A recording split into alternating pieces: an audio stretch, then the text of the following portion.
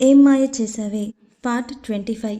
ప్రేమను నకుల్ని వైఫ్ అనేసరికి అదిత్ పిచ్చి కోపం పీక్స్ దాటడంతో చేతిలో ఉన్న మొబైల్ నీళ్లకు గిఫ్ట్ ఇచ్చేసి కోపంగా అక్కడి నుండి విసురుగా తన రూమ్లోకి వెళ్ళిపోయాడు అదిత్. సడన్గా మారిన అదిత్ బిహేవియర్కి అందరూ అతని వెళ్ళిన వైపు అయోమయంగా చూస్తుంటే తులసి గారు మాత్రం ప్రస్తుతం పరిస్థితుల వల్ల అన్వి ప్రేమల జీవితం ఎలాంటి మలుపు తిరుగుతుందో అన్న భయంతో ప్రేమను ఆమె వడిలో నిద్రపోతున్న అన్వీనే చూస్తూ ఉండిపోయారు ఆవిడ అన్న మాటల ద్వారా అతను మాట్లాడింది నకుల్తో అని అర్థమైన వైభవ్ సైలెంట్గా బయట గార్డెన్లోకి వెళ్ళి నకుల్కి కాల్ చేసి విషయం అంతా వివరంగా కనుక్కొని ఏం జరగబోతుందో అన్న టెన్షన్లో బుర్ర పట్టుకొని అక్కడే కూర్చుండిపోయాడు. వైభవ్ బయటకు వెళ్ళడం గమనించిన ప్రేమ నిద్రపోతున్న అన్విని తులసి గారికి అప్పగించి తను బయటికి వెళ్ళేసరికి వైభవ్ అలా కూర్చొని ఉండడం చూసి అభిమానంగా అతని తల నిమురుతూ ఏమైంది చిన్న, ఎందుకలా ఉన్నావు అని అడిగింది. ఆమె చూపించే అభిమానం ఆప్యాయత అచ్చం వింధ్యను గుర్తు చేస్తుంటే ఒక్కసారిగా వైభవ్ కళ్ళల్లో నీళ్లు తిరిగాయి. వెంటనే తన తల మీదున్న ప్రేమ చేతులు పట్టుకొని తన పక్కన కూర్చోపెట్టుకొని అప్పటికే టెన్షన్గా ఉన్న ప్రేమను చూసి తనని తాను కంట్రోల్ చేసుకొని ఏం లేదు వదినా, ఏవో ఆఫీస్ టెన్షన్స్ అంతే అని ఆమెను డైవర్ట్ చేసే ప్రయత్నం చేశాడు. కానీ ప్రేమ లేదు లేదు చిన్న, నువ్వు లాయర్తో అనుకుంటా మాట్లాడడం నేను విన్నాను అనగానే మౌనంగా తలదించుకొని ఉండిపోయాడు వైభవ్. కొద్ది క్షణాల మౌనం తర్వాత వైభవ్ నకుల్కి తనకి మధ్య జరిగిన సంభాషణ అంతా చెప్పి ఆవేదనగా బావకి ఉన్న పవర్ మనీ పలుకుబడితో అన్విని తన సొంతం చేసుకోవడం పెద్ద విషయమేం కాదు, నాకదే భయంగా ఉంది వదిన, అసలు ఉన్నట్టుండి బావెందుకు ఇలా చేస్తున్నాడో అర్థం కావట్లేదు అన్నాడు బాధగా. అతని మాటలకు ప్రేమ చిన్న చిరునవ్వుతో ఏం జరిగినా మన మంచికే అనుకోవాలి చిన్న, అప్పుడే ఎలాంటి సమస్య అయినా ధైర్యంగా ఎదుర్కోగలుగుతాం అని ధైర్యం చెప్పగానే ఇప్పటి వరకు అన్వి కోసం బెదిరిపోయి ఏడ్చిన వదినేనా ఇప్పుడు ఇలా మాట్లాడేది అని ఆమెను ఆశ్చర్యంగా చూశాడు వైభవ్. అతని చూపులో భావం అర్థమైన ప్రేమ అదే చిరునవ్వుతో పేగుబంధం రక్త సంబంధం లేని నన్ను, నా బిడ్డను ఈరోజు ఎవ్వరూ విడదీయలేనంత గొప్ప బంధంలో బంధించిన ఆ దేవుడు నా బిడ్డను నాకు దూరం చేయడు చిన్న, నా బిడ్డ నాతోనే నా దగ్గరే ఉంటుంది. దేవుడు అన్వి కోసం మలుపు తిప్పిన ఈ జీవితం నుండి అన్వీనే దూరం చేస్తే ఇక ఆయన రాసిన రాతకు అర్థం లేదు చిన్న, నన్ను నమ్ము, మన అన్వి ఎప్పటికీ మనతోనే ఉంటుంది, టెన్షన్ పడకు అని ధైర్యం చెప్పింది. ఆ రోజు నైట్ కూడా ఏదో తిన్నాం అనిపించేసి ఎవరి రూమ్కి వాళ్ళు వెళ్ళిపోయారు. ప్రేమ మాత్రం నిన్న నైట్ ఈరోజు ఉదయం అదిత్ ప్రవర్తన కళ్ళల్లో మెదులుతుంటే బెరుగ్గానే ఆ రూమ్లోకి అడుగుపెట్టింది. అప్పటికే నకుల్ మాటల వల్ల పిచ్చ కోపంతో ఉన్న అదిత్ భోజనానికి పిలిచినా వెళ్ళలేదు. ఇప్పుడు ప్రేమ తన రూమ్లోకి వచ్చేసరికి ఆ కోపం ఇంకాస్త ఎక్కువైపోయింది. అతను నోరు తెరిచి ఏదో అనేంతలోనే అమ్మా డాడీ అంటూ పరిగెత్తుకుంటూ వచ్చిన అన్వి బెడ్ మీదున్న తన తండ్రి పక్కన చేరిపోయి ఈరోజు నేను కూడా మా ఫ్రెండ్స్ అందరిలా అమ్మ డాడీ మధ్యలో పడుకోవచ్చు కదా అని అడిగింది ఆశగా. కూతురి ప్రశ్నకు ప్రేమ స్టాచ్యూ అయితే అదిత్కి ఫ్యూజులు ఎగిరిపోయాయి. తల్లిదండ్రుల నుండి ఎంతసేపటికి తన ప్రశ్నకు సమాధానం రాకపోవడంతో అన్వి పసి మనసుకి చాలా బాధ అనిపించింది. ఆ బాధలోనే కళ్ళ నీళ్లతో I'm one and only kid అనింది. ఆ మాటకు ఒక్కసారిగా అదిత్ ప్రేమల మనసు చివుక్కుమంది.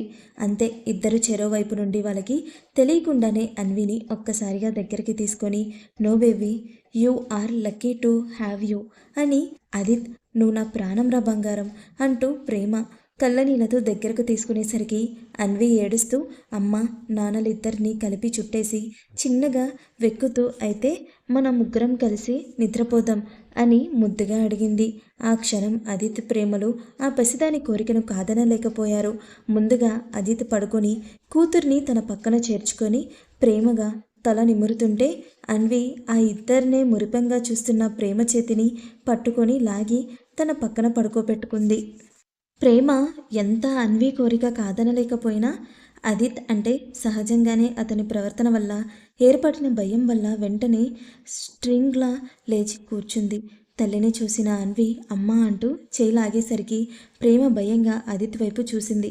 అతను ఎప్పుడూ లేనిది చాలా కూల్గా పడుకోమన్నట్టు కళ్ళతోనే సైగ చేసేసరికి ఇక మరో మాట మాట్లాడకుండా అన్వి పక్కన పడుకొని చిన్నగా పాప ఛాతిపై తడుతూ ఉంటే అమ్మ నాకు స్టోరీ చెప్పు అనడంతో ఎందుకో ఆ క్షణం అదిత్కి బాగా నవ్వొచ్చింది. బహుశా ఒకప్పుడు తను పాపను నిద్రపుచ్చడానికి పడిన తిప్పలు గుర్తుకొచ్చాయేమో. అతని నవ్వుని కానీ అతన్ని కానీ గమనించని ప్రేమ మామూలుగానే స్టోరీ చెప్పడం మొదలుపెట్టింది. ప్రేమ స్టోరీ చెప్తుంటే బుజ్జి అన్వి ఎంత ఇంట్రెస్టింగ్గా వినడం మొదలుపెట్టిందో తనకి తెలియకుండా అదిత్ కూడా అంతే ఇంట్రెస్టింగ్గా వినడం మొదలుపెట్టాడు. వింటూనే తండ్రి కూతుర్లు ఇద్దరు హాయిగా నిద్రపోవడంతో ఇద్దరికి నెమ్మదిగా బ్లాంకెట్ కప్పి తను కూడా నిద్రపోయింది ప్రేమ. చాలాసేపటి నుండి అదిత్కి కానీ ప్రేమకు కానీ కనిపించకుండా అక్కడే ఉన్న వింధ్యా వాళ్ళు నిద్రపోతున్నారు అని నిర్ధారించుకున్న తర్వాత అక్కడ ప్రత్యక్షమై ముచ్చటగా ఉన్న ఆ ముగ్గురిని చూసి మురిసిపోతూ, నీతో మాట్లాడాలని వచ్చాను ప్రేమ, కానీ ఇప్పుడు నువ్వున్న హ్యాపీ మూమెంట్స్ని డిస్టర్బ్ చేయడం నాకు ఇష్టం లేదు. ఇప్పుడు నీ ముందున్న సమస్యలు నిన్ను పరీక్షిస్తున్నాయి కానీ నిన్ను అన్విని దూరం చెయ్యవు అనుకొని ఆమె వెళ్ళిపోయింది. ఉదయాన్నే దేవుడి మందిరంలో ప్రేమ పూజ చేస్తుంటే మిగిలిన అందరూ బయట నిలబడి మనసారా దేవుణ్ణి ఇప్పుడున్న సమస్య నుండి బయటపడేయమని వేడుకుంటున్నారు. అదిత్ తప్ప కాసేపటికి అందరూ బ్రేక్ఫాస్ట్ కానిచ్చాక అదిత్, ప్రేమ, వైభవ్లు కలిసి కోర్టుకి టైం అవ్వడంతో అక్కడికి బయలుదేరారు నలుగురు. అన్వి అర్థం చేసుకోగలిగినంత వరకు పాపకి విషయం ముందే చెప్పాలి అని నిర్ణయించుకున్నారు అందరూ.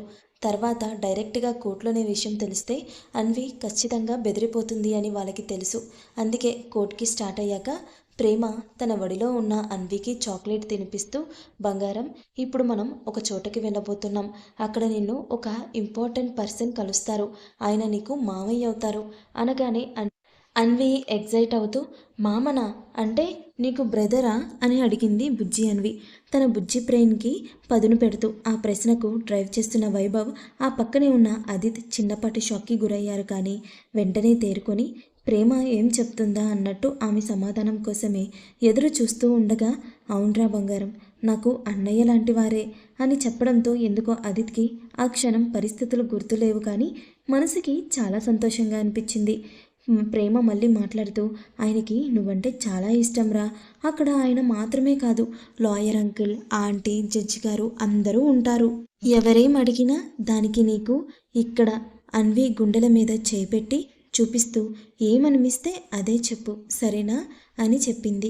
అప్పటి వరకు ఏదో లోకంలో ఉన్న అదిత్కి ప్రేమ అన్వితో నిశ్చయ్ గురించి చెప్పడం, ఆ తర్వాత అసలు విషయం చెప్పకుండా అలా చెప్పేసరికి చాలా కోపం వచ్చేసింది. అది మాత్రం ఈ అదిత్కి ఫ్రీగా వస్తుంది కదా. ఆ కోపంలోనే ఏదో అనబోతుంటే అన్నభావం అర్థం చేసుకున్న వైభవ్ కంగారుగా అన్న చేయి పట్టుకొని ఆపేసరికి కూతురి కోసం తనని తాను కంట్రోల్ చేసుకున్నాడు అదిత్. ఇంతలో కార్ కోర్టు ముందు ఆగడంతో ప్రేమ, అన్వి, అదిత్లు కార్ దిగగానే వైభవ్ వెళ్ళి కార్ పార్క్ చేసుకొని వచ్చేసరికి అప్పుడే అక్కడికి 2 బెంచ్ కార్లు, వాటి వెనకే ఒక రోల్స్ రాయిస్ కార్ దుమ్ము లేపుకుంటూ వచ్చి వాళ్ళెదురుగా ఆగాయి. రోల్స్ రాయిస్ నుండి క్లాస్ లుక్తో చాక్లెట్ కలర్ సూట్లో ఉన్న నిశ్చయ్ కార్ దిగుతూనే తన వైపే కోపంగా చూస్తున్న తన బావ అదిత్కి ఒక యాటిట్యూడ్ లుక్ ఇచ్చి పక్కనే ఉన్న వైభవ్కి కార్నర్ స్మైల్ ఇచ్చేసరికి చాలా వరకు అన్విలో కనిపిస్తున్న మేనమామ పోలికలను బట్టి అతను వింధ్య అన్న అని అర్థం చేసుకోవడానికి ప్రేమకు పెద్దగా టైం పట్టలేదు. కానీ అంతలోనే ఎంతైనా రక్త సంబంధం కదా, పైగా తన తల్లికి ఆరో ప్రాణమైన అన్న. అందుకే అన్వి తన మేనమామను చూడగానే గుర్తుపట్టేసింది. ఆ చిట్టి పాదలతో నిశ్చయ్ దగ్గరకు పరిగెడుతూ మామ అంటూ ముద్దుగా పిలుస్తూ వెళ్ళేసరికి గాగుల్స్తో దాచేసిన నిశ్చయ్ కన్నురెప్పల మాటున సన్యని నీటి తడి అసలు ఎవరూ చెప్పకుండానే అన్వి అలా నిశ్చయ్ని గుర్తుపట్టేసరికి అక్కడున్న ప్రతి ఒక్కరూ షాక్ అయ్యారు. కానీ ప్రేమ మాత్రం ఆ బుజ్జిదాన్నే మురిపెంగా చూస్తూ ఉంది. ఇంతలో అన్వి నిశ్చయ్ కాళ్ళను చుట్టేసి తలెత్తి అతని కళ్ళలోకి చూసేసరికి నిశ్చయ్ బ్రైట్ స్మైల్తో మేనకోడల్ని ఎత్తుకొని హౌ ఆర్ యూ బేబీ అని అడిగాడు ప్రేమగా, పాప నుదుటిన కిస్ చేస్తూ. అతని స్పర్శ అన్వికి ఎందుకో పులకింతగా కొత్తగా అనిపించడమే కాదు, ఆ పసి మనసుకి ఏదో తెలియని ఫీలింగ్ కలిగేసరికి కన్నీళ్లతో నిశ్చయ మెడ చుట్టూ చేతులు బిగించి, నువ్వు ఇన్ని రోజులు నా దగ్గరకు ఎందుకు రాలేదు మామ, డోంట్ యూ లవ్ మీ అని అడిగింది బాధగా. ఎంతైనా కన్నతల్లికి సొంత అన్న కదా. అతని స్పర్శలో అన్వి తల్లి స్పర్శను ఫీల్ అయ్యింది. ఆ పసిదాని ప్రశ్నకు నిశ్చయ్ గుండె ఒక్కసారిగా మెలిపెట్టినట్టు అనిపించింది. వెంటనే అన్వి కన్నీళ్లు తుడిచి ప్రేమగా ఆ బుజ్జిదాన్ని గుండెలకు హత్తుకొని, I love you I lot రా బేబీ అని, ఇప్పటి వరకు నీ దగ్గరికి రాకపోవడానికి చాలా కారణాలున్నాయి, కానీ అవి నీకు ఇప్పుడు చెప్పలేనురా అనుకున్నాడు. కొద్ది క్షణాల్లోనే ఆ ఇద్దరి మధ్య ఏర్పడ్డ అనుబంధం చూడగానే ప్రేమ వైభవులకు కూడా సంతోషంలో కళ్ళల్లో నీళ్లు తిరిగాయి. కానీ అదితి మాత్రం కోపంతో బుసలు కొడుతూ బావమరిది దగ్గర నుండి కూతుర్ని తెచ్చుకోవాలి అనిపిస్తుంటే ఎంతైనా మేనమామ అన్న విషయం మనసు గుర్తు చేస్తుంటే ఉన్న చోట నుండి అడుగు కూడా ముందుకు వేయలేకపోయాడు అదిత్. మేనకోడలితో మాట్లాడుతూనే ప్రేమను గమనించిన నిశ్చయ్ తన చెల్లెలికి ప్రేమకు ఎలాంటి పోలిక లేకపోయినా మహాలక్ష్మి కళ ఉట్టిపడుతున్నట్టు గొప్ప తేజస్సుతో ఉన్న ప్రేమను చూడగానే ఏదో తెలియని సంతోషం కలిగింది నిశ్చయ్ మనసులో. కానీ ఆ సంతోషం పైకి కనిపించకుండానే ప్రేమ వైపు చూస్తూ ఉండేసరికి ప్రేమనే కాస్త వింధ్యా పోలికల్లో ఉన్న నిశ్చయ్ని చూసి మొదటిగా పలకరింపుగా మాత్రమే కాదు, మనస్ఫూర్తిగా చిన్న చిరునవ్వు నవ్వేసరికి ఆ చిన్న చిరునవ్వుతోనే ప్రేమ ఎలాంటిదో, ఆమె మనసు ఎలాంటిదో ఒక అంచనా వేయగలిగాడు నిశ్చయ్.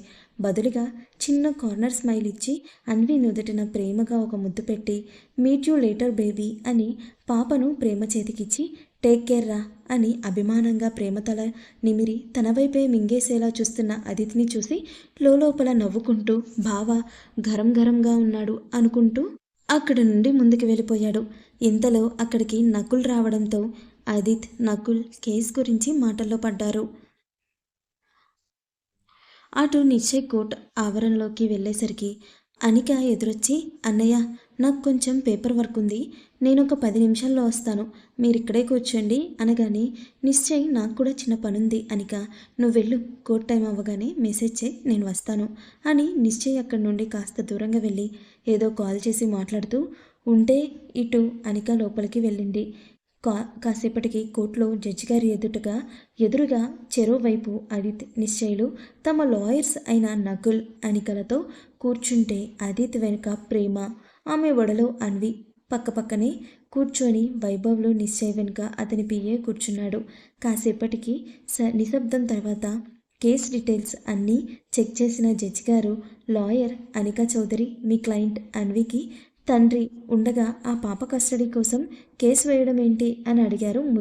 ముందుగా కస్టడీ కోసం కేసు వేసింది నిశ్చయ్ కాబట్టి ఆ ప్రశ్నకు అనిక, మై లార్డ్, నా క్లయింట్ మిస్టర్ నిశ్చయ్ శ్రీవాస్తవ్, అన్వి కన్న తల్లి వింధ్యకు స్వయాన అన్నయ్య, పాప మేనమామగా పాపను ఆయన ఆధ్వర్యంలో పెంచడం కోసం పాప కస్టడీ కోసం ఆయన కేసు వేశారు అని చెప్పింది.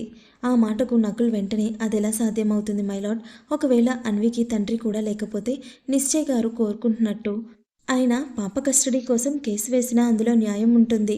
కానీ తల్లి లేని పసిబిడ్డను తండ్రి నుండి కూడా దూరం చేయాలి అనుకోవడం ఏ విధంగా న్యాయం మైలార్డ్ అని ప్రశ్నించాడు.